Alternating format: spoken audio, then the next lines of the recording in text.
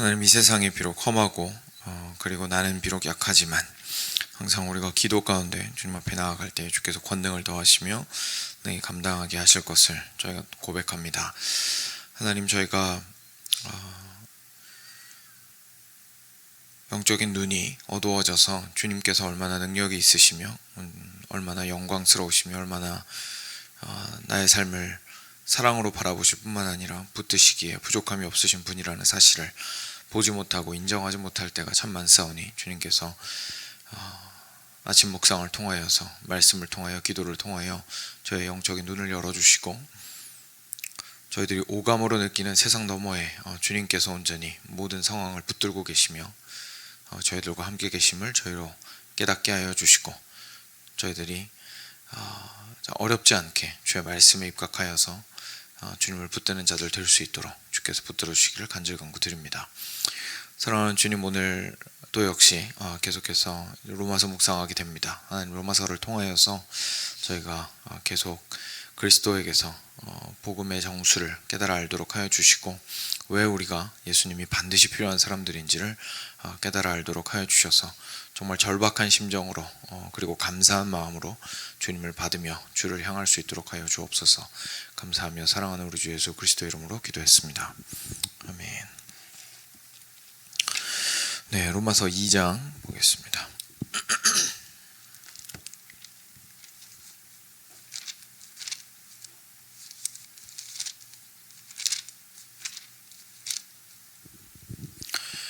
어, 1절부터 16절까지 같이 교독하겠습니다. 제가 먼저 한 절 읽겠습니다. 그러므로 남을 판단하는 사람아, 누구를 막론하고 내가 핑계하지 못할 것은 남을 판단하는 것으로 내가 너를 정죄함이니 판단하는 내가 같은 일을 행함이니라. 이런 일을 행하는 자에게 하나님의 심판이 진리대로 되는 줄 우리가 아노라. 이런 일을 행하는 자를 판단하고도 같은 일을 행하는 사람아, 내가 하나님의 심판을 피할 줄로 생각하느냐. 혹 내가 하나님의 인자하심이 너를 인도하여 회개하게 하심을 알지 못하며 그의 인자하심과 용납하심과 길이 참으심이 풍성함을 멸시하느냐. 다만 내 고집과 회개하지 아니한 마음을 따라 진노의 날 곧 하나님의 의로우신 심판이 나타나는 그날에 임할 진노를 내게 쌓는도다. 하나님께서 각 사람에게 그 행한 대로 보응하시되 참고 선을 행하여 영광과 존귀와 썩지 아니함을 구하는 자에게는 영생으로 하시고, 오직 당을 지어 진리를 따르지 아니하고 불의를 따르는 자에게는 진노와 분노로 하시리라. 악을 행하는 각 사람의 영에는 환난과 곤고가 있으리니 먼저는 유대인에게요 그리고 헬라인에게며, 선을 행하는 각 사람에게는 영광과 존귀와 평강이 있으리니 먼저는 유대인에게요 그리고 헬라인에게라. 이는 하나님께서 외모로 사람을 취하지 아니하심이라. 무릇 율법 없이 범죄한 자는 또한 율법 없이 망하고, 무릇 율법이 있고 범죄한 자는 율법으로 말미암아 심판을 받으리라. 하나님 앞에서는 율법을 듣는 자가 의인이 아니요 오직 율법을 행하는 자라야 의롭다 하심을 얻으리니, 율법 없는 이방인이 본성으로 율법의 일을 행할 때에는 이 사람은 율법이 없어도 자기가 자기에게 율법이 되나니, 이런 이들은 그 양심이 증거가 되어 그 생각들이 서로 혹은 고발하며 혹은 변명하여 그 마음에 새긴 율법의 행위를 나타내느니라. 곧 나의 복음에 이른 바와 같이 하나님이 예수 그리스도로 말미암아 사람들의 은밀한 것을 심판하시는 그날이라. 아멘. 네, 좀 로마서 내용이 익숙하지 않으시면 쭉 읽으면 사실 너무 주제가 좀 왔다 갔다 하는 것 같기도 하고 표현이 좀 쉽지가 않죠. 차분히 같이 또 보도록 하겠습니다. 기억하시겠지만 이제 어제까지 1장 말씀을 마무리를 했는데, 마지막 부분에 결국 무슨 얘기를 하면서 끝났었냐면 결국 그 모든 죄악들이 결국은 조물주와 피조물의 자리를 뒤바꾸면서 발생한 문제다라는 것을 어제 함께 살펴보았습니다. 그래서 많은 죄들이 있다라는 사실을 사도 바울이 드러냈었는데요. 근데 다시 한번 좀 기억을 더듬어 보시면 그 이야기를 했던 이유는 뭐냐면, 내가 전하는 복음이, 사도 바울이 그 얘기를 지금 하고 싶은 거죠. 내가 지금 전하는 복음이 모든 믿는 자에게 의를 주시는 하나님의 능력이 되는데, 근데 이 복음이 누구한테 필요하냐면, 이 얘기 하려고 이제 어제 부분에 우리는 죄인들이다라는 이야기를 한 겁니다. 근데 거기서 이어지는 부분입니다. 오늘은. 그래서 근데 갑자기 뭐라 그러냐면 오늘 1절에 그러므로 남을 판단하는 사람아 이러면서 이제 갑자기 누구를 판단하는 사람 얘기를 하거든요. 그래서 저희가 이제 내용을 잘 모르면 이게 연결이 안 되는 것 같은데 사실은 어제 말씀에서 바로 연결이 되는 부분입니다. 조금 더 읽고 설명을 드리겠습니다. 그러므로 남을 판단하는 사람아 누구를 막론하고 네가 핑계하지 못할 것은 남을 판단하는 것으로 내가 너를 정죄함이니 판단하는 내가 같은 일을 행함이니라. 이런 일을 행하는 자에게 하나님의 심판이 진리대로 되는 줄 우리가 아노라. 이런 일을 행하는 자를 판단하고도 같은 일을 행하는 사람아 내가 하나님의 심판을 피할 줄로 생각하느냐 라고 얘기하십니다. 여기까지 읽으니까 한 가지 기억나는 게 있습니다. 어제 본문 말씀에서 그 죄에 대해서 설명하시기 전에 먼저 뭐라 그러셨냐면 하나님의 진노가 드러났다라고 말씀하셨던 거 기억하실 겁니다. 그렇죠? 2장 18절에 하나님의 진노가 하늘로부터 나타났다. 이제 이 얘기하신 거 기억나실 텐데 그러니까 지금 오늘 본문 시작은 무슨 얘기하고 계신 거냐면 일단 지금이 누군지는 모르겠지만 두 부류의 사람이 있는 겁니다. 한 명은 자기가 잘 알고 살아간다고 생각하는 사람들이 있었어요.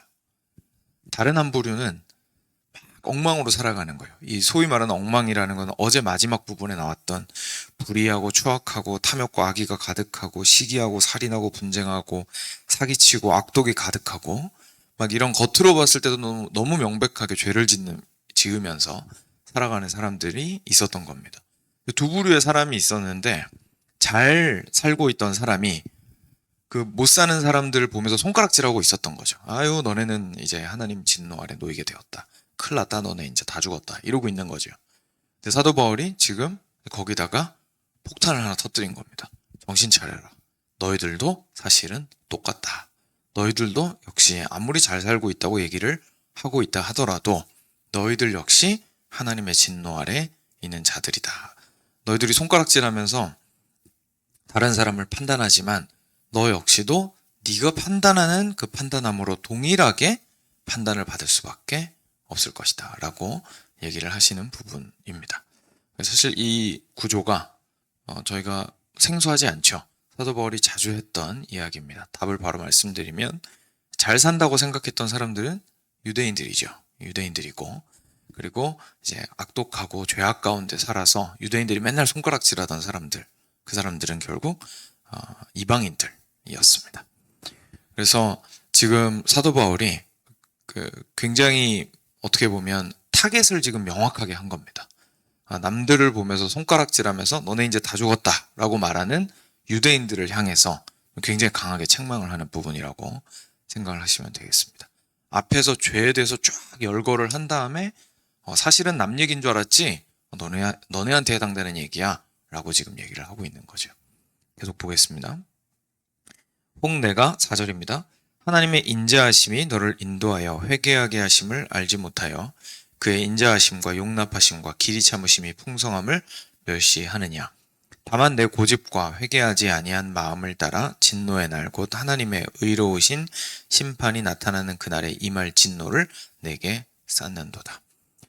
굉장히 무시무시한 말을 하는데요. 이제 뭐라고 얘기하는 거냐면 유대인들아, 너희들이 이제 손가락질하면서 그렇게 얘기하고 있지만 결국은 너희들도 동일한 죄를 짓고 있고 그래서 하나님의 진노 아래 있는데 근데 너네가 왜 회개하지 않느냐 라는 얘기입니다. 근데 그 회개하지 않는다라는 것은 무엇을 보여주는 거냐면 방금 읽었던 4절에 하나님이 얼마나 인자하시고 용납하시고 길이 참으심이 풍성하신데 그것을 멸시하는 것이다 라는 얘기입니다. 이게 무슨 말이냐면 자기들은 잘 살고 있으니까 하나님은 절대로 우리를 진노하지 않으실 것이고 내가 조금 잘못한 것이 큰 문제가 되지 않는다라고 생각을 하거나 나는 잘못한 것이 없다라고 생각을 하는 것은 사실 하나님이 지금 나한테 괜찮다고 말하고 계시는 게 아니라 진노를 많이 미루어 두신 거다라는 사실을 인지하지 못했다는 뜻입니다. 그러니까 괜찮아. 오늘도 괜찮아. 내일도 괜찮아. 어제도 괜찮았으니까 앞으로도 괜찮을 거야. 나는 그래도 나름 열심히 잘 살고 있고 하나님 앞에서 나는 의로운 사람이야. 이러면서 막 매일매일 살아가고 있는데 그게 실제로 괜찮아서 그런 게 아니라 하나님께서 오늘 자비롭게도 오늘 당장 진노하지 않으시고 진노를 뒤로 미루어 두셨다는 얘기입니다. 근데 그걸 모르고 그걸 멸시하고 그 가운데에서 하나님의 그 넓은 마음을 핑계로 자기 자신이 하고 싶은 대로 하면서 의롭다고 생각하며 살아가고 있다는 것을 이야기를 하시는 거죠. 그래서 오히려 그 시간이 지나가면 지나갈수록 되게 무섭게도 그날에 임할 진노를 내게 쌓는 것이 되겠죠. 왜냐하면 하나님께서 그게 돌이키라고 여유를 주신 시간인데 돌이키라고 주신 그 여유로운 시간 안에서 빨리 안 돌이키고 계속 자기 의만 쌓고 있으면 결국은 매일마다 진노를 그 머리 위에 쌓는 것과 다름이 아니기 때문입니다. 그래서 쉽게 말해서 얼른 고집 꺾고 주께로 돌이키라 라고 지금 사도 바울이 굉장히 강하게 책망을 하고 있다는 것을 제가 알 수가 있습니다. 그 다음에 이제 6절에서 이렇게 말씀하시죠. 하나님께서 각 사람에게 그 행한 대로 보응하시되, 그러니까 그냥 지나갈 수 없을 거다 이 얘기죠. 7절에 참고 선을 행하여 영광과 존귀와 썩지 아니함을 구하는 자에게는 영생으로 하실 것이고, 반대로 8절에 오직 당을 지어 진리를 따르지 아니하고 불의를 따르는 자에게는 진노와 분노로 하시리라.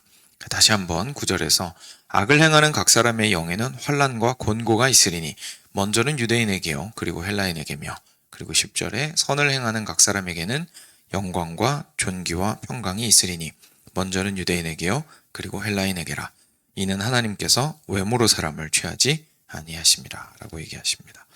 그래서 앞에 설명 들으셨으면 아마 이 부분은 이해하기 어렵지 않으실 텐데요. 그러니까 사람들이 보통 이렇게 생각했던 거예요. 유대인이랑 헬라인으로 구분을 한 다음에 우리는 유대인이니까 하나님 앞에서 잘 살고 있어. 너네는 헬라인이고 이방인이니까 너네는 하나님 앞에서 엉망으로 살고 있지. 우리는 구원받을 거고 너네는 멸망할 거야. 아유, 그렇게 살다가 죽어라 그냥. 이러면서 놀리고 판단하고 정죄하고 있었던 겁니다. 이제 유대인들이 그 세상을 구도를 이렇게 잡고 있었던 거예요. 유대인 대 이방인. 근데 지금 사도 바울이 뭐라고 얘기하냐면 그게 아니라 정확하게 잘 우리가 알아야 하는 것은 너희들이 유대인이든 헬라인이든 상관이 없다. 왜냐하면 하나님은 외모로 취하지 않으시기 때문이다. 중요한 것은 무엇이냐면 너희가 영광과 존귀와 썩지 아니함을 하나님으로부터 구하느냐, 아니면 이 땅의 것에 매몰되어서 썩어질 것에 인생을 드리고 있느냐. 다시 말해서 2장에서 우리가 1장이죠. 1장에서 살펴보았던 것처럼 하나님을 가장 중심에 모시고 하나님이 창조주이시기 때문에 하나님만을 바라고 그분의 영광을 위해서 살 것이냐, 아니면 하나님의 자리에 피조물을 올려놓아서 그것이 나일 수도 있겠죠. 내가 하나님의 자리에 올라가서 내가 떳떳하고 내가 의롭게 살았는데 그러니까 나는 구원받을 수 있어. 나는 영원할 수 있어. 아니면 내가 좋아하는 돈이든 쾌락이든 무엇이든 하나님의 위치에 올려놓고 나는 이것만 있으면 나는 충분히 행복할 수 있어 라고 얘기를 하느냐라고 지금 사도 바울이 이야기를 하고 있는 겁니다. 그러니까 사실상 유대인들의 그 놀이터에 폭탄을 던졌다라고 말을 해도 이제 과언이 아닌 거죠. 유대인들은 자기들은 안심하고 있었거든요. 하나님의 진노 완전히 바깥에 있다고 생각을 했고, 유대인 혈통 바깥에 있는 사람들을 향해서 손가락질하면서 하나님의 진노는 너희에게 임할 거다라고 얘기하고 있었는데, 사도 바울이 지금 너네가 하나님의 영광과 존귀와 썩어지지 아니할 하나님의 개서만 얻을 수 있는 것을 구하지 않으면 너희들도 환난과 공고 아래 있을 수밖에 없는 자들이다. 영원한 멸망이 있을 수밖에 없는 자들이다 라는 사실을 이야기를 하는 겁니다. 그래서 지금 방금 9절과 10절에서 악을 행하는 사람에게 일어나는 일도 유대인과 헬라인에게 동일하게 일어나고, 선을 행하는 사람에게 일어나는 일도 유대인과 헬라인에게 동일하게 일어날 거니까 자꾸 유대인 헬라인 구분하면서 구분짓지 말고 정신 차리고 하나님 앞에서 올바르게 의인으로서 어떻게 서 있을지를 고민해라 라는 얘기를 지금 사도 바울이 하고 있는 거죠. 이제 정말 중요한 내용은 12절 이하에 등장을 합니다.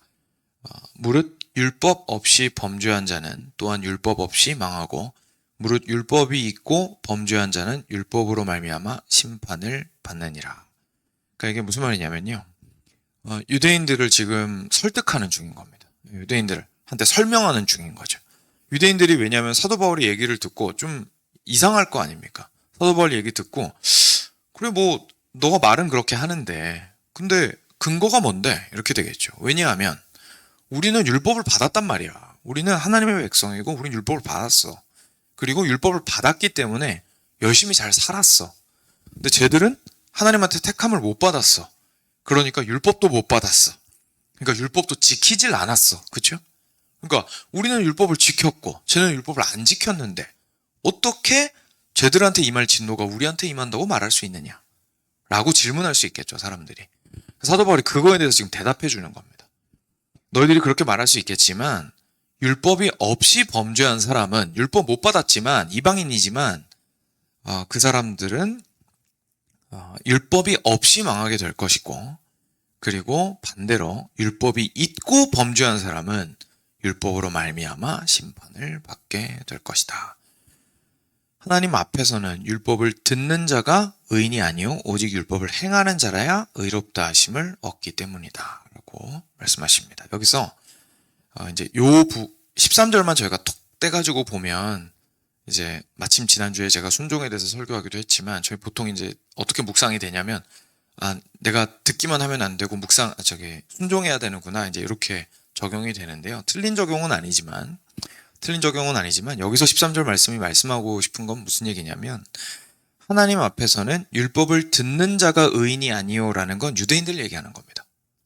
그러니까 유대인들은 율법을 들었잖아요. 귀에 들렸거든요. 율법을 알고 있고 율법서를 가지고 있죠.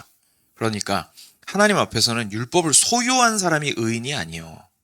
왜냐하면 유대인들은 그걸 자랑으로 생각한 거예요. 우리는 시내산에서 직접 율법 받았어. 그거를 막 엄청난 자부심으로 가지고 있는 거예요. 근데 지금 사도 바울이 뭐라고 강력하게 책망하고 있냐면 너네들이 그 율법 가지고 있으면 뭐 하냐는 거예요. 가지고 있는 거 전부 다 지켰냐는 거죠. 하지만 하나님 앞에서 의롭다함을 받으려면 다 지켜야 되는데 너희들 그렇지 못하지 않았냐는 겁니다. 그러니까 율법을 가진 것을 가지고 자부심을 가질 것이 아니라 내가 이것을 과연 실제로 행했느냐를 보고 생각을 해보면 내가 하나님 앞에서 불순종함으로 그 진노 아래 놓이게 되었구나라는 사실을 깨달을 수밖에 없을 거야 라는 설명을 해주는 겁니다. 일단 유대인들한테 그렇게 얘기를 하는 거고요. 그럼 이제 그 남은 질문은 그럼 이방인은요? 이렇게 되잖아요. 율법을 받은 적이 없는데 이방인들은 어떻게 되는 건가요? 14절 15절에 이렇게 나오죠. 율법 없는 이방인이 본성으로 율법의 일을 행할 때에는 이 사람은 율법이 없어도 자기가 자기에게 율법이 되나니 이런 이들은 그 양심이 증거가 되어 그 생각들이 서로 혹은 고발하며 혹은 변명하여 그 마음에 새긴 율법의 행위를 나타내느니라. 이게 무슨 말이냐면 이런 겁니다. 쉽게 풀어드리면요. 사람은 결국 율법 받기 전에도 사람입니다. 그렇죠? 율법이 있든 없든 사람이잖아요. 근데 사람을 만드신 분이 하나님이시죠. 근데 우리 1장 말씀에서 봤던 것처럼 하나님께서는 그 마음 가운데 하나님을 알 수 있는 마음을 넣어두셨습니다. 핑계하지 못하도록. 그리고 세상 만물 가운데에는 하나님의 신성이 드러나도록 창조하셨습니다. 그러니까 불완전하긴 하지만 그래도 사람 마음속에 그래도 이거는 하면 안 될 것 같은데 라는 양심이라는 게 아직 남아있다는 얘기입니다. 그게 완전히 무너지지 않았다는 거죠. 예를 들어서 예수님 안 믿는 사람도 도둑질을 하면 안 되는 건 알고 있습니다. 이건 무슨 문명시대에 와서 생긴 게 아니죠. 옛날에 문명이 지금처럼 발달하지 않고 과학이 지금처럼 발달하지 않았고 막 부족 사회에 있을 때에도 남의 물건 함부로 훔치면 그건 안 되는 거였죠. 사람을 죽이는 건 역시 마찬가지였습니다.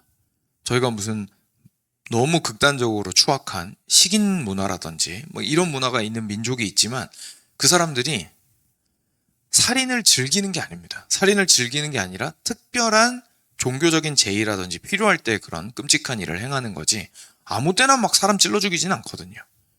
그러니까 살인을 하면 안 된다라는 것도 역시나 사람들 마음 가운데 깊이 있게 박혀 있습니다. 만약에 결혼을 했다면 결혼 관계에서 요구되는 약속이 어느 정도 있습니다. 문화마다 조금씩 차이는 있을 수 있지만 그래도 어느 정도는 이 결혼 관계를 유지하기 위한 노력들이 필요하고 그리고 그 안에서 내가 해도 되는 것과 하면 안 되는 것이 있다는 사실을 알고 있습니다. 그렇죠? 그러니까 이런 것들은 누가 가르쳐줄 필요가 없고 꼭 무슨 신의 산에서 뭐 받아야만 알 수 있는 게 아니고 실제 사람의 양심 가운데 이미 새겨져 있다는 겁니다. 그래서 지금 얘기하는 게 뭐냐면 하나님이 그 마음을 넣어두셨다는 거죠. 근데 사람이 그럼에도 불구하고 사람을 죽였어요. 그럼에도 불구하고 남의 거 훔쳤어요. 그럼에도 불구하고 자신의 결혼을 함부로 여겼어요. 또는 다른 여러 가지 윤리적인 도덕적인 잘못들을 했어요. 그때는 하나님께서 뭘 가지고 심판하시냐면 나중에 심판대에 왔을 때 앉혀놓고 너 그때 그 일 했지? 네. 너 그거 할 때 마음에 가책이 있었냐 없었냐? 있었습니다. 좀 불편함이 있었습니다. 제가 죽이면 안 된다라는 마음이 너무 많이 있었는데 그럼에도 불구하고 미워하는 마음이 너무 커서 못 참고 죽였습니다. 내가 너에게 준 그 양심의 법을 네가 어기지 않았느냐. 그러니까 하나님께서는 하나님께서 주신 법을 어기는 것을 가장 중요하게 생각을 하시는 겁니다. 그래서 그 법 자체가 아직은 양심 안에서 좀 불완전할 수는 있죠. 불완전할 수는 있지만 말씀을 통해서 교육이 되지 않았으니까요. 그럼에도 불구하고 하나님이 넣어두신 그 법을 적극적으로 어긴 것에 대해서 하나님께서는 그것을 정죄하신다는 얘기입니다. 그러니까 율법을 받은 너희들은 정확하게 글로 써있는 법을 받았잖아요. 유대인들은. 그러니까 이 사람들은 양심보다는 율법을 기준으로 해가지고 판단을 받는다는 얘기입니다. 왜냐하면 하나님께서 당신의 뜻을 글로 써서 명확하게 주셨으니까요. 근데 너희들 다 못 지켰잖아 라는 얘기를 하고 있는 거고요. 반대로 율법이 없었던 사람들은 글로 되어 있는 명확한 법을 받지는 않았지만 그래서 다소 불완전하긴 하더라도 여전히 양심에 창조주 하나님께서 남겨놓으신 법들이 있다는 겁니다. 근데 그거를 그 사람들이 막 어기면서 살아가잖아요. 못 이겨, 이렇게 소유욕을 못 이겨서 남의 거 훔치고 속이고 막 이렇게 하면서 살아갑니다. 그래서 그것에 대해서 하나님께서 책망하신다라는 얘기입니다. 그러니까 결국은 어떤 케이스가 되었든지 간에 유대인이든 헬라인이든 율법을 받은 사람이든 안 받은 사람이든 결국은 하나님께서 주신 기준을 따라서 하나님에 의하여 판단받게 될 것이다 라는 얘기를 지금 하고 있는 겁니다.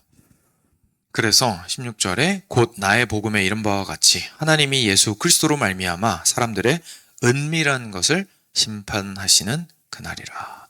그 은밀한 거 맞죠? 왜냐하면 그 율법을 어기는 것 역시 마음속에서 어길 수 있습니다. 왜냐하면 율법 중에 가장 지키기 어려운 율법이 뭡니까? 남의 소유를 탐하지 말라는 겁니다. 그죠? 탐하지 말라는 말씀은 마음에서 일어나는 거잖아요. 그 율법이 꼭 행동만 가지고 뭐라고 하시는 게 아니거든요. 그러니까 마음에서 일어나는 일에 대해서도 율법은 우리를 정죄합니다. 은밀한 것이죠.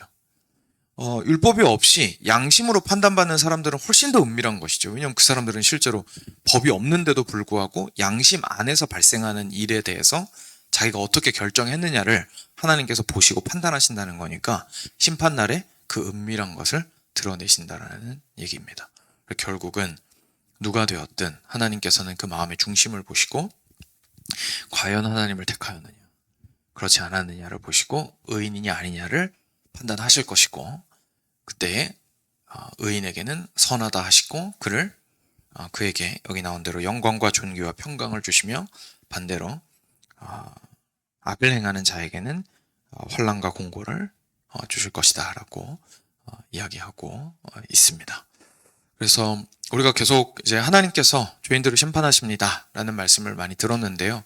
오늘 말씀을 통해서는 좀 구체적으로 하나님이 어떻게 심판하시는지를 저희가 배울 수가 있습니다. 이런 이유와 과정들을 통해서 하나님께서 우리를 참 심판하시고 우리가 심판대 앞에서 그 누구도 의롭다함을 받기가 어렵겠구나 라는 사실을 깨달을 수 있는 대목입니다. 저희가 이렇게 전도하거나 아니면 저희가 복음에 대한 메시지를 들을 때에 모든 사람이 죄를 범하였습니다. 저는 죄인입니다. 이렇게 고백도 하고 하는데 그게 무슨 의미인지 오늘 말씀을 통해서 조금 더 정확하게 저희가 알게 됩니다. 율법 안에 있든지 밖에 있든지 우리 중에 죄인이 아니라고 자신 있게 말할 수 있는 사람은 아무도 없는 것이죠. 근데 한 가지 참 감사하면서도 저희가 기억해야 할 것은 지금 사도 바울이 계속 이 로마서 편지를 써나가는 중입니다. 그렇죠? 그러니까 아직 마침표가 여기서 끝나지 않았습니다. 그러니까 우리 모두는 죽게 됩니다. 이러고 끝난 게 아니라 이제 지금 계속 논리를 전개하는 중입니다. 우리가 복음이 왜 필요한지, 하나님 앞에서 왜 의롭다함을 받아야 되는지, 도대체 왜 예수 그리스도가 오셨는지, 이런 거에 대한 설명을 뒤에 가서 충분히 하기 위해서 지금 포석을 깔고 있습니다. 우리가 죄인이라는 사실을 먼저 알려주는 거죠. 그래서 오늘 말씀을 통해서 저희가 내가 나의 양심이 하나님 앞에서 참으로 하나님께 받은 것으로서 그 안에서 올바른 양심을 따라 행하지 못한 부분들이 하나님 앞에서는 굉장히 큰 죄구나. 그리고 그것이 나를 하나님의 심판대 앞에서 불의하다, 유죄다 라는 판결을 받게 만드는 것이구나 라는 사실을 다시 한번 기억하시면서 그리스도를 붙들고 하나님 앞에 감사와 그리고 간구의 기도를 그리고 또 회개의 기도를 함께 드렸으면 좋겠습니다. 들으신 말씀 기억하시면서 마음에 주시는 대로 함께 먼저 기도로 나아가도록 하겠습니다. 함께 기도하겠습니다.